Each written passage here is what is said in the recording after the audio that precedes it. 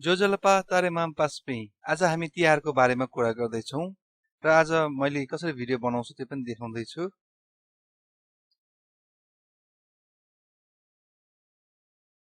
अब हामी टाइपिङ गर्नेतिर लागौँ।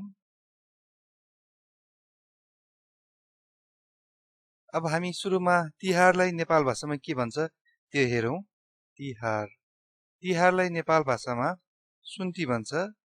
सुन्ती, सुन्ती, सुन्ती अथवा चाड भन्नु पर्यो भने सुन्ती नख भन्छ चाडलाई। चाड, चाड यस्तो होला, चाडबाड यस्तो भन्ने गरिन्छ जस्तो लाग्यो। चाडलाई चाहिँ नख, नख, नख।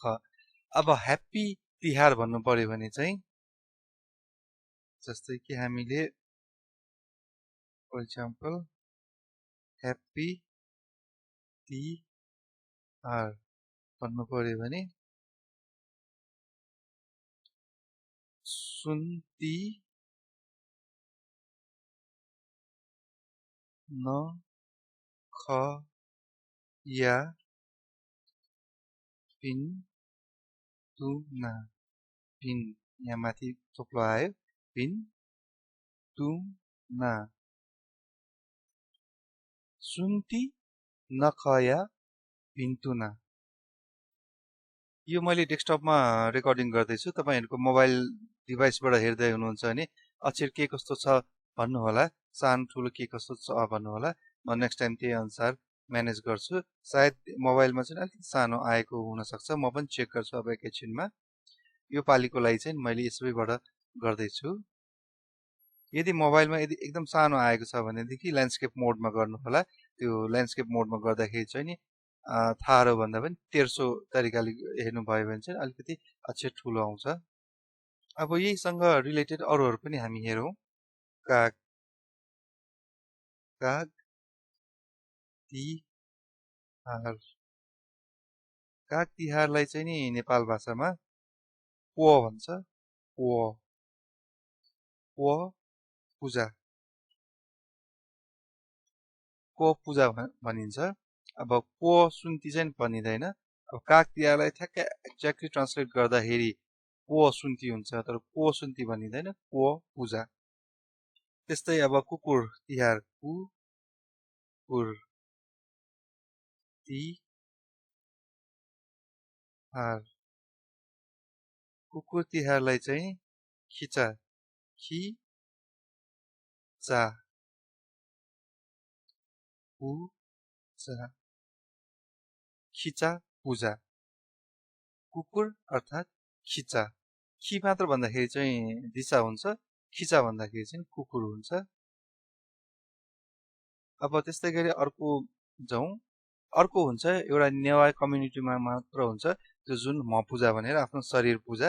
अब नेपालीमा यसलाई म पूजा भन्नलाई अब के भन्ने भन्दाखेरि म पूजालाई शरीर पूजा नै भनौँ। यस्तो होला, शरीर,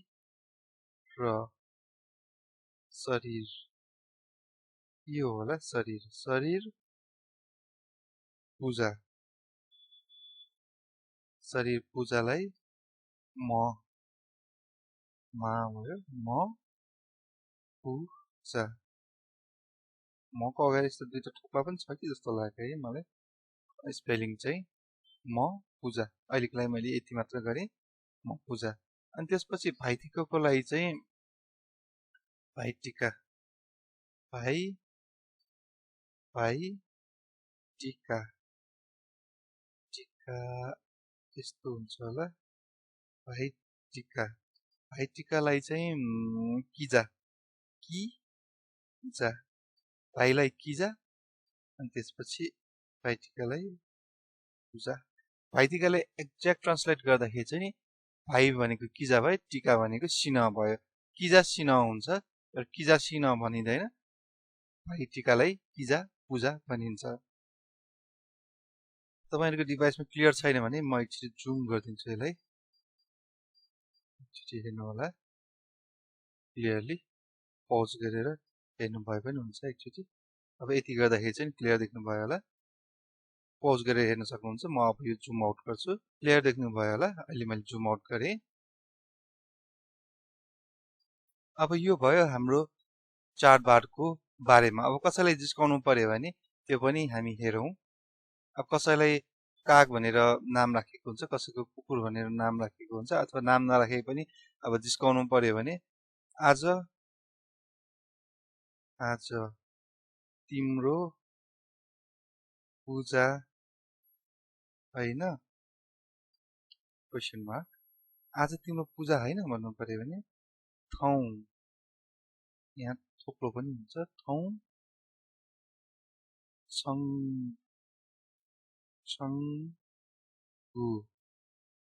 छङ्गु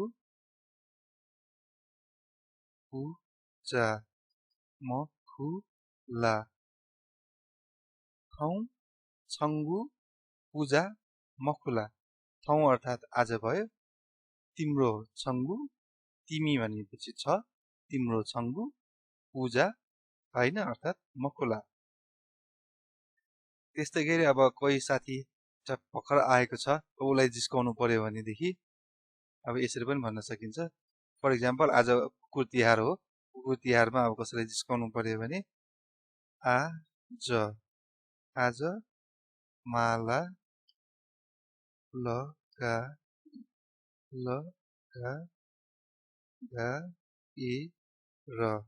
लगाएर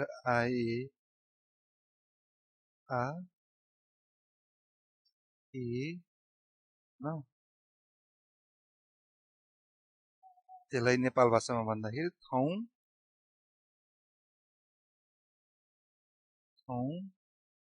स्वामा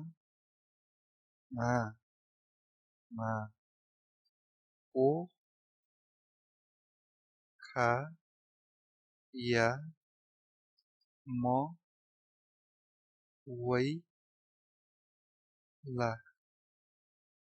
मवैला। आज माला लगाएर आएन, ठाउँ स्वामा पोखाया मवैला। आज अर्थात् ठाउँ, मालालाई चाहिँ नि फुलको मालालाई चाहिँ स्वामा भनिन्छ। स्वामा भन्नाले फुलको माला। लगाएर आएन, पोखाया मवैला। पोखाया मिन्स लगाएर मिन्स अब लुगा लगाएर पनि हुन्छ, अब जुत्ता लगाएर पनि हुन्छ, तर पोखाया मिन्स घाँटीमा लगाएर। जुत्ता चाहिँ कोखाया, अब जुत्ता लगाउनलाई चाहिँ खुट्टामा जुत्ता लगाउनलाई चाहिँ त्यो कोखाया हुँदैन, न्याना हुन्छ त्यो चाहिँ। अब त्यस्तै अर्को तरिकाले अर्को एउटा सेन्टेन्स छ जिस्काउनु पर्यो भने खै आज तिमीलाई कसैले पूजा गर्न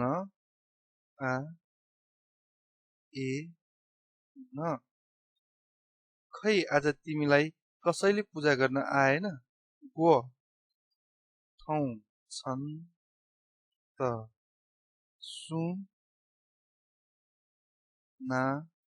न पूजा या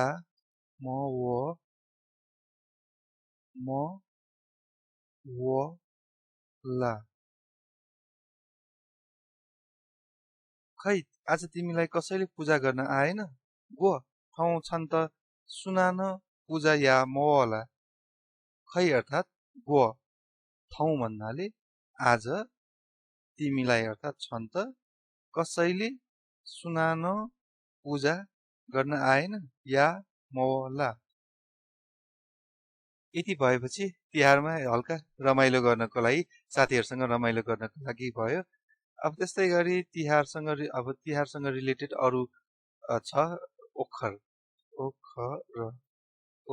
ओखरलाई चाहिँ नि हामीले नेपाल भाषामा खोसी भन्छौँ। खोसी। अब त्यसमा यो थोप्लो पनि हुन्छ होला, खोसी भन्छौँ हामीले नेपाल भाषामा ओखरलाई। खोसी यस्तो हो कि सायद यस्तो हो,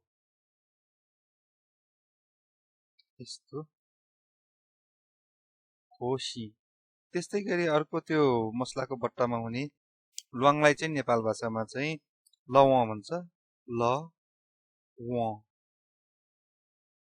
लव लव त्यस्तै गरी सुपारीलाई गुए भन्छ अब अरु केही सोध्न मन लागेको छ भने कमेन्टमा लेख्नु होला केही अब तिहार रिलेटेड केही कुराहरू सोध्न मन लागेको छ नेपाल भाषामा के भन्छ भनेर सोध्न मन लागेको छ भने कमेन्ट गर्नु होला म कमेन्टको रिप्लाई गर्नेछु आजको लागि यति नै भिडियो लाइक शेयर सब्स्क्राइब पनि गरिदिनु होला थ्यांक यू शुभ